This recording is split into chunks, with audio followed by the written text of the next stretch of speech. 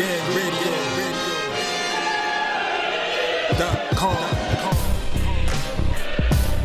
Take over. Last mission. Final boss mode. So yeah, the next card obviously, was main evented by Adrien Broner making his return against Jovanie Santiago, and career mode indeed, and it damn near played out career mode too. Like, I'll be honest with you, the plot armor booster pack, DLC. This fight, man, the Broner looked trash. Like, I'm sorry. Like, yes, he was away for 2 years, but he had but this fight was pure trash, and it was trash. You can't even say mid. Like, it was trash. Like, yeah, because it was trash. Seeds, all of that, just trash. Yeah, because we expected, because Jovanie Santiago is just, he's unsung. Yes, he had a little, had a decent record, 14-0, 10 knockouts with one draw. But you think that Broner, that's 4th division champion, that can actually, try to do something more, like let his hands go. Santiago's decent, but Broner should have ate a guy like that up. Exactly. But instead we still got the same shit. And it all fight, he doesn't let his hands go when he needs to. And Santiago was putting hands on this dude, and not, I wouldn't say if you would call serious hands, but he was letting him have it to the body and everything. Like, yeah, he was putting hands on him after the bell. Yeah, he did. And unfortunately got a point. That was a major one too. I'm saying though, and Broner this fight just seemed fishy though, man. I'ma just fuck it. I'ma just call it what it is. Like, this shit was like orchestrated and manufactured ass win to get Broner some momentum in the game, so they could feed him to someone else. Yeah, but the thing is, though, if you have to, if you're gonna do it, at least you gotta make it look convincing. Like Broner, he looked old. He looked a lot slower, and he was. That's why Santiago didn't fucking push it like he could have. Santiago could have pushed it to where he could have made that fight one-sided as hell. Like, you didn't get the feeling like he was holding back a little bit, like almost like if you would have put it like he was, like he fought like he was supposed to keep it in that one gear. But the thing is, Broner was looking so trash that one gear was troubling Broner, and that's the problem. Yeah, that was a huge problem. Like, you couldn't even get Broner to get to the Granado stage. Yeah, and Broner was dropping a lot of those early rounds. Again, this is like in the Vargas fight too.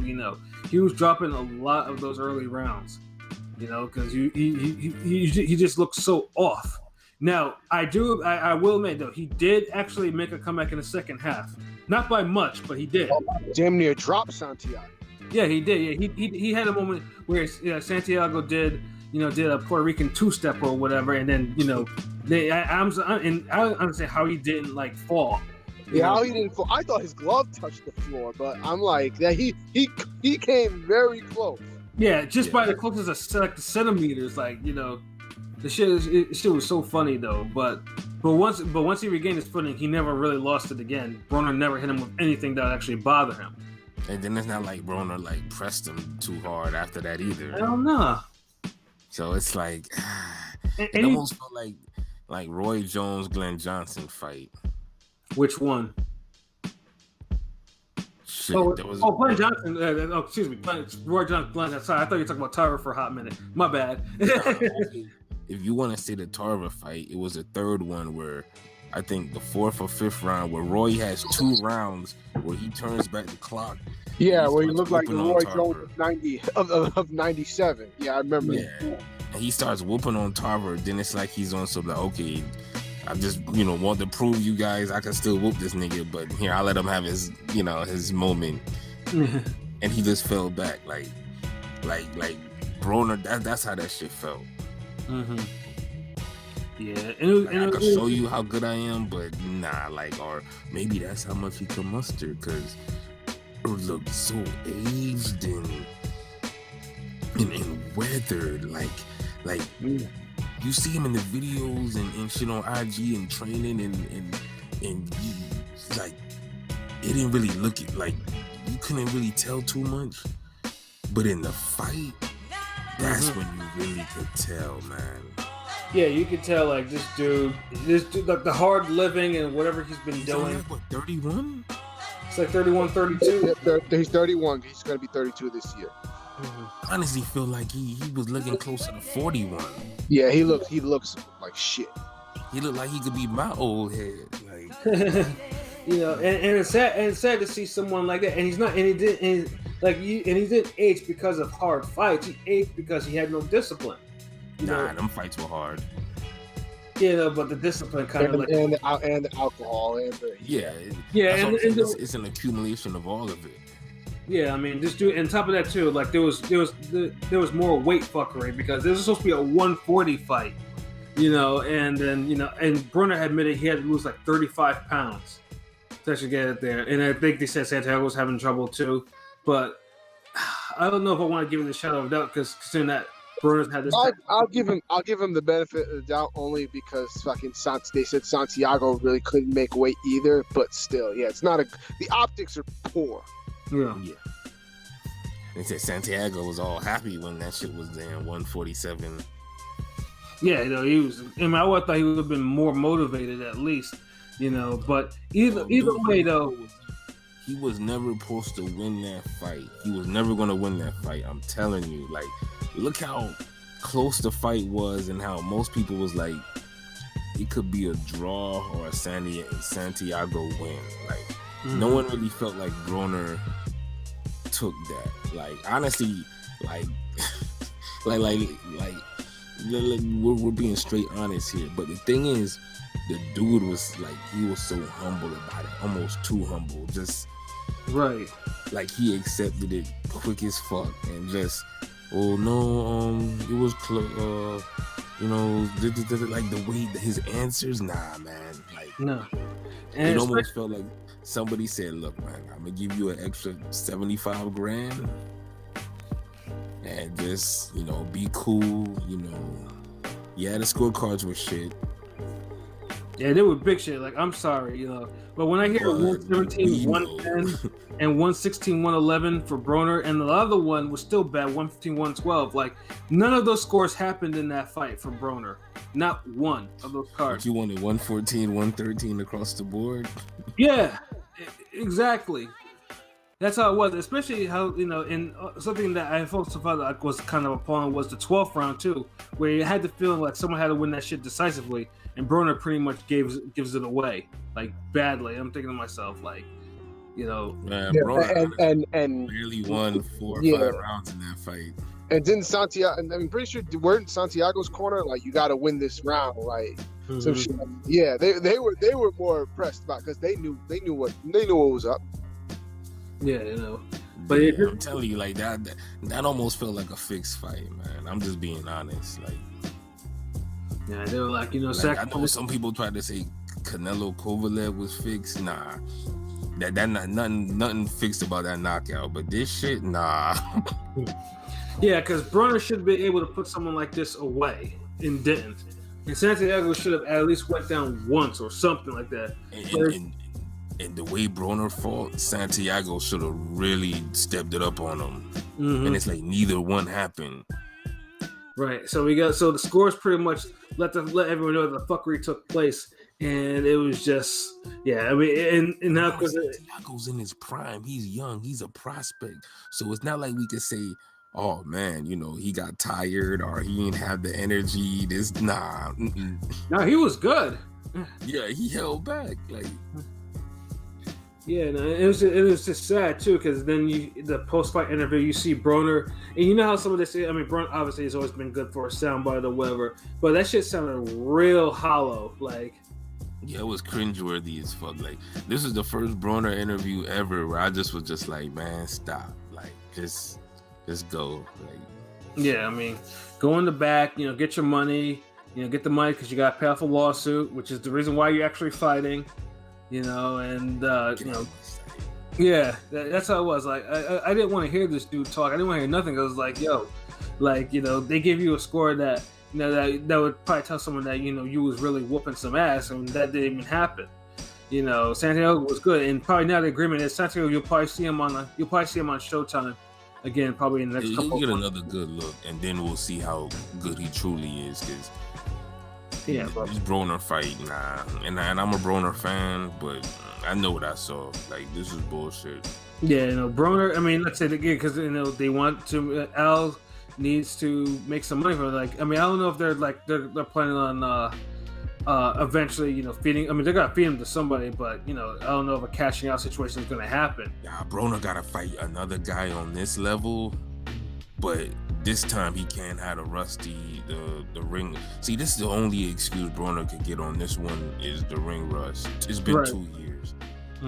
I'll give him a pass on that, but we still had to shit on the performance. I mean, come on. Yeah, it was, and the other thing too was like, and then again, obviously, you know, you had some of the Hotep reactions on this. That's like, oh, Broner's back. You know, Broner clearly, you know, yeah, he didn't throw as much, but he clearly landed the most effective shots.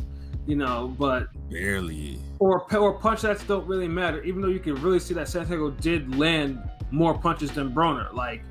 I mean, the only thing I'll say about that is, like, I wish people would just be like, is it Uchiwali or one mic when it comes to CompuBox stats? That's about the only thing. That one I can agree with the CompuBox shit, because I've always been a fuck CompuBox, but like, I get it. You know, but I think it's now. I mean, man, because niggas don't they don't know how to score ring generalship. Mm-hmm. You know, in either, I mean, obviously, you know, Broner has a lot of fans. You know, I mean, I mentioned this before. Like, people want to see Broner do good because Broner, you know, when Broner's actually legitimately on this game, he's good for the sport. As much as people like him or don't like him, was just he fought on the wrong night because it's like Broner. He didn't like. You kept hearing about that Valdez Burchell KO. Mm-hmm.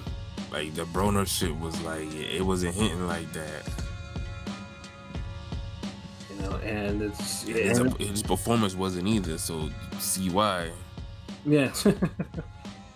Because that shit was stale as fuck. Like, look, like, Broner did say some real shit as far as the whole, he needs to stay active. Right. Look, man, Heyman, look, if y'all want to put Broner back in there by the summer, man. That almost seemed like kind of a cry for help, honestly, for him when he was saying that. Like, it did. Please put this man back in the summer. Same level of opponent.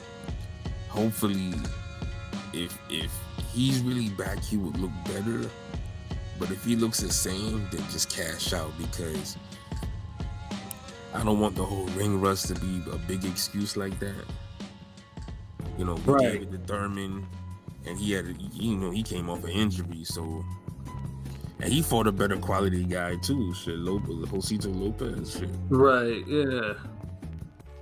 So, but you know, we gave it for Thurman. Now I'll give that to Broner as well. But if it's another year layoff, then I don't think he's gonna look even better than this. So he has to fight again this year. He definitely does. And he said he wants 140. So I mean, hopefully he can make a win. Yeah, I'm not holding my breath on that. Yeah. Because here's the thing about Broner's now. Like, Broner's era of 140 and 147 have passed. They've passed him now. 140 and 147, they're dangerous divisions to him right now. So. Like, I mean, I honestly think he'll probably lose some advantages at 140. Like, at 140, like, he's worn down now. Like, you can clear, like, his body is not what it used to be. He makes 140 for what? Like, you know, they got live niggas at 140 that will put their foot in his ass. Start putting their foot in his ass. He's not fighting the way he's not fighting up to standard. Right. You wouldn't put him in favor of nobody. Like, a guy like Zepeda would beat Broner. Exactly, you know, it's like, you could say Broner more talented all day, but there's nothing that's gonna make me say like, you know, I think he's gonna, you know, give him a fight. Nah, like, yeah, but now those, I mean, those top 140 guys would give Broner trouble even on his best day. So now it's like, yeah, I don't know if you put him in the ring with a guy like Progress, but I mean, hopefully he gets in top shape. Right. And then you got 147 right now, like the PBC 147, like, you can't favor him against anybody. Like every single one of them cats, like really right now can, will beat him and can beat him decisively. Jamal James would beat Broner. Like if he can't make 140 and he has to make 147, fucking cash him out to Thurman. I don't give a shit. Mm-hmm. Yeah. That or Spence or somebody, like, because he's clear, like I mean, Broner pretty much said, like I said, his era of both positions are over. Because Spence, people gonna look at the Spence fight as like a guaranteed KO. Yeah. Thurman, at least both of them talk shit. And they've talked shit about each other, so that's an easy fight to make. Yeah, easy. It'll be able to sell. People might think Thurman could get the KO. People think Thurman could get KO because, Broner's good at landing one great punch out of a fight. So, so yeah, that has more intrigue. So if they're trying to do something, that's the move. If you're trying to cash him out, but if not, give him one more fight like this level and hope for the best. Cause like put him in against like, I don't know, if Berto's still active, see what he's up. Or Josecito Lopez. Yeah, I'm good. Nah, you had to dig in Barrow. Josecito Lopez will beat Broner. Like, he could very well beat Broner. Like, nah, like. I mean, Josecito at least right now, he's a good gatekeeper right now. I mean, you could definitely put. We just seen this dude get a gift with a fucking prospect. You talking about throwing him in with a gatekeeper? Like, let him be the prospect first. Well, at least at least with Josecito, I mean, we all know his resistance. He doesn't start 100% resistance anymore. We all know that. So he might very well. But this is, dude. You remember how Broner was looking? Come on. I do, you know what I'm saying? But it's just like, I mean, he was looking like Mr. T, like so like old and shit, like. Yeah, I'm thinking like for him it's like no, because he's wasted so much time. It's like you gotta put him in with somebody, higher up. Look, you need to fight 3 times this year. I mean, give him I don't know. Do you want to give him a damn fucking Cletus Selden or some shit like that? See if he can. Oh wow, he should be able to beat a guy like that, but oh yeah, for sure. He's supposed to be, but it's the thing. Selden could hit, and Broner was supposed to beat Santiago, or at least beat him without plot armor. Exactly. And these niggas use Canelo type plot armor. They ain't just use regular, like standard plot armor. Well, damn. No, I mean, if everybody be honest, we all know Broner like low key lost that fight. Oh yeah. Yeah, I had him losing. So it's not like like this is like this is that third fucking card with Floyd and Canelo. With the one person that had it a draw. Yeah, Ross. Fuck you. Yeah. It's bullshit. They plot armored this dude like 8 rounds. Yeah, and it was so fucking ridiculous. Like I was disgusted. I was like, I was laughing because I got a good kick out of people comparing Broner to Willie Pep. It's like he won a round without throwing a punch. The first round he didn't land nothing. I was like, yo. People were wilding with that. And I didn't even win that round to me. Like it wasn't. Santiago wasn't missing. That was the thing. Like if you could do that, you have to make sure you're missing. Santiago was hit him. Not freaking much. So much fuckery, but overall the card was decent for a PBC card. I do want to mention Robert Easter Jr. looked sharp. Yeah, and I honestly I feel like he could have pressed for the knockout though. He had a chance to impress and he didn't. Yeah, and on the other hand, I don't think I actually want to see Ryan Martin on TV anymore. I'm sorry. I don't either. And that's why I'm kind of a little harder on Robert Easter because he took a guy who was really offering nothing, and it's like you didn't even try to look spectacular. You just got the win, and it's not like Ryan Martin was running from you. Like he was there in front of you all day. Like to me, as I feel like if you're a boxer, you have to love heavy bag work. Mm-hmm. So when you fight a guy who ain't really defending, he ain't caring like that, he just keep coming towards you, nigga, you supposed to practice everything now. Yeah. I be getting on creative. I be throwing left hooks, right hooks, zero punches, gazelle, like nigga, like. Yeah, and it was also sad too because you see that Ryan Martin's trainer was giving him that real talk, like he was telling him like, look here, bro. He was. Like, you know, you're losing. Like, you know, we did all this shit in the gym, bro. What the fuck is wrong with you? That's like, one of those you might like. I might not be your trainer no more. Talks. Yeah, like he was telling him the things that he used to motivate him, but Ryan Martin all he did was just he didn't try. Like, and Easter, yeah, like I mean, at 140, I don't think Easter has that type of power, but at least, and yeah, his combinations were sharp, but they weren't like put you away combinations. He has the power, but he wasn't trying to throw like go back to the Granados fight. He was throwing heat at Granados. Like you heard the bump, the thumps and shit. Like Easter could crack, but the thing is, he's one of those guys who it's like he doesn't know if he wants to be a puncher. He doesn't know if he wants to be a volume guy. He doesn't want to know. He doesn't know if he wants to be a boxer. So basically, he's a lower weight class version of Jamal James. In a way, but a better inside fighter. Mm-hmm. Like Robert Easter has the leverage and the height to be a Tommy Hearns type puncher dude. He actually has the defense and shit and moves around the ring like he Vitaly Klitschko. He actually does the fucking shoulder roll better than all these other motherfuckers doing it. Yeah, I mean, at one time, how no one says that either. And funny thing, I mean, at one time, Ryan Easter was like pretty much was a really explosive puncher, especially in the low, especially at 135. You know, Argis Mendes KO was like that was like his peak performance or whatnot. Yeah, because Mendes was gone after he got hit with that. After he got hit with that shot, and I was like, "Damn, yo, this dude got some real pop." But you haven't really seen it after that.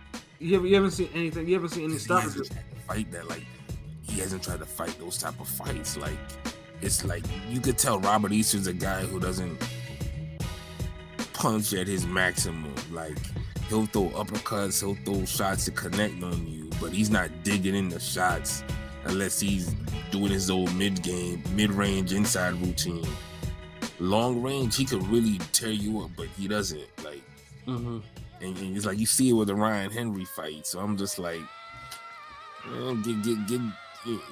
give somebody like get a better opponent for Easter next time. Like, yeah, no, definitely. You know, Ryan Martin, he didn't deserve that opportunity. Nah, he didn't. Ryan Martin, yeah. Martin. I'm sorry, I'm saying Henry. What the fuck? Yeah. Now, Ryan Martin, you need to stay where you're at. Like, you need to just go do your local shows in Ohio and stay there. It's like, you got blinded by the lights, bro. Like, you're not ready, and you shouldn't be. And you blue chip my ass. So that's not your nickname no more, bro. You know, you ain't no damn blue chip. You know, you and your man Dominique Brazil, y'all can chill now. Oh boy. Yeah, I don't want to see. All I'm saying is Brazil. Like, I think it's time for him to kind of do something else. Transition out of the sport. Yeah, Brazil's been a chore to watch for a while now. I've said, and last night, a Saturday night was no exception. Yeah, seems like a cool dude, but I don't want to see a guy keep getting beat up like that, and it don't seem like his skill set has changed or evolved. And neither is his conditioning. Yeah, his conditioning seemed like it regressed. Yeah, it was just something because I mean, originally I gave him a shot because even if Brazil actually comes to the ring out of condition, like dude will fight hard, like dude will throw some heat at you. He looked terrible, like he looked slow, he looked sloppy, like he barely had any snap in any of his punches. Was that? No, I'm saying sloppy as fuck. Like sloppy as fuck. Yeah, like he got hit with everything. Like, I mean, I'm actually surprised that Volin didn't actually at least like knock him down because Volin's left hand was like those were hard left hands and they were snapping his head all the way to fuck. Yeah, and he couldn't seem to miss that left. Yeah. But see, Volin, he wasn't trying to like stop dude. like a lot of these people, they don't know how to fucking press a fighter. Like, because Brazil should have been stopped. You get a better boxer, better caliber opponent. Brazil stopped. Yeah, and then take a look at Brazil's his right eye was like it was like two balloons his lid and like underneath they were swollen as fuck. All you needed was 30 seconds of offense and Brazil was done. Yeah. And it's like Valin was just so content for just boxing him, landing. But people call him like the great value Usyk and shit. Like, it was like, I wouldn't call him Usyk yet, because at least at heavyweight, Vaughn was clearly hurting the guy, but he just wasn't being able to drop him. So I don't mind shit. I benefited from it. So decision all you want, bro. Like. Yeah, no, I don't unless it's like a guy who's super career mode. I don't see Wallin stopping nobody like that. Right. So if he couldn't stop that Brazil, he's gonna stop. He ain't gonna stop anybody better. Right. Exactly. And I'll give Wallin his props. He did box. He boxed the way he boxed good. Like he hurt the guy, but it's just like you wanted to see more. Like you wanted to see something like didn't seem like there was any sense of urgency from him at all to put the pause on him. Like he could have done more if maybe he could have gotten at least a knockdown if he really pressed him. Dude, we just got the heavyweight version of Robert Easter fight.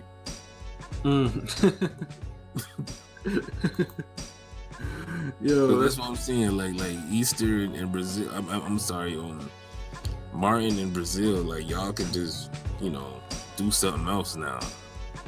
Yeah, like Brazil, like seriously. This game, like Brazil's 35 years old. Like, you had your shot. You had 2 shots at the heavyweight belt. It's whatever. Like you came up short, but yeah. You had some tough, entertaining fights. You had some damn snooze fest. You've had a little decent career. Don't get beat up anymore. You're 35, you want to look your age and not Broner age. Right, exactly.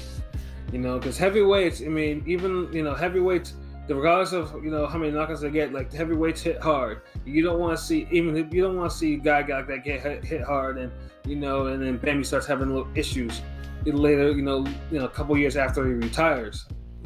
So I don't know what Abel Sanchez was doing with dude, because I didn't see no type of transfer of skills. That's a poor fit, him in Brazil. Ugh. Yeah, I have a feeling. Abel probably took him on because it's the money. It's the whole money aspect. But yeah, Abel Sanchez. He's ever since he had that little. He has not recovered from all his main fighters actually losing. Triple G's probably the only one that lost that shouldn't have lost. But the other ones, yeah. Look, man, I'm gonna be honest with it. Like Abel Sanchez, he kind of fucked himself when he turned on Golovkin after the Canelo rematch. Because now everybody uses that to be some genius when they're like, well, of course Golovkin lost. His own trainer did. Nigga, everybody got their own opinion. Of course, Sanchez is gonna feel that Golovkin lost when he feels like Golovkin didn't fight his game plan. Right. But at the end of the day, who's in the fucking ring? Exactly, the fighter's in the fucking ring. And if in a fight that close, you're supposed to ride with your fighter. This isn't Mayweather Pacquiao where Freddie Roach is like, yeah, Manny, you're my guy. But you lost that. Yeah. I can give you, at the most it's 7 rounds to 5, but you clearly lost to Floyd. Not even a draw. You clearly lost. That's different than from what Sanchez did to Golovkin with the type of fight Golovkin had with Canelo. A fight like that close, that magnitude, fight of the year, you're not supposed to say your guy lost that. Right. Especially when your guy was never hurt and he hurt the other guy. Yeah. To me, that's being disloyal. Yeah, and then you wonder why, when Triple G offers you this X amount of money after he did get the bag. Yeah. the Triple G was still trying to be cool with dude by offering him that type of money after all of that. But then after that, he just was probably like, man, fuck this shit. Like you can't go against your mans for that type of fight. Right. A clear loss, yeah, be real. But a fight where it could be gone either way, nah. This wasn't Ether Takeover.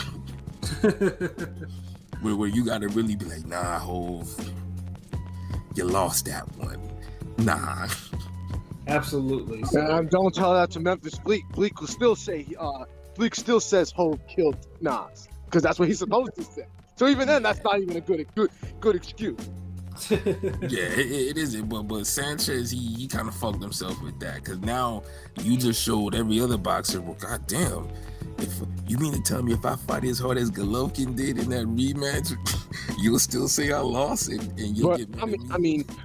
I mean, Sanchez having issues with his fighters isn't a new thing. It happened before fucking Golovkin with the Norris brothers. So. Yeah. But eventually, it's a pattern. That shit happened so long ago. It's like Golovkin was supposed to be the clean slate. That was supposed to be the new bag. And I guess he rode that till he couldn't. And I guess, like you say, the old Sanchez came out, and you kind of fucked that up. Mm-hmm. Because I mean, a fight like that, nah, nigga, you gotta ride with your mans. Like you can't. He didn't follow my game plan. Yeah, fuck that. Yeah, fuck that. I ain't trying to hear that when you saw me almost knock him out. You just saw me rock him. Like, you see these counters, man. You see this jab. The fuck you mean? Yeah, but yeah, like that. I mean, but yeah. Sanchez. I mean, I'm pretty sure. Like now, I mean, he's probably just taking out any fighters just so he can get his dough. But I don't see any long term. But I mean, ever since Saucedo got prematurely retired, I think that's probably gonna be his future for a little bit. Yeah, that's kind of all she wrote. Like, but this Showtime card though, on paper it was good. On live it didn't play out as you thought it would be. It was good. On live it was mid. Yeah. And I say mid because when you say trash, I think of trash, I'm thinking of that Luis Ortiz card. Yeah, that was trash on paper, and then it was even super trash playing out. Yeah, so like, remember there's levels to this. Right. So, but at least we won't hold that particular card against PBC. Like I said, on paper it was good, but it didn't play out. So it happens. Yeah, it happens. But we had enough great boxing over the weekend to where it didn't ruin anything. Like if that was the only card for the weekend, then I would have kind of been like, this is fucking mid-ass shit. I could have been somewhere, like could have read a book or something. Like fuck I'm doing. But you know, at first we, let's get right into it, man. The appetizer that really set shit off was that Josh Kelly card. Yeah, and that card was the best card of the weekend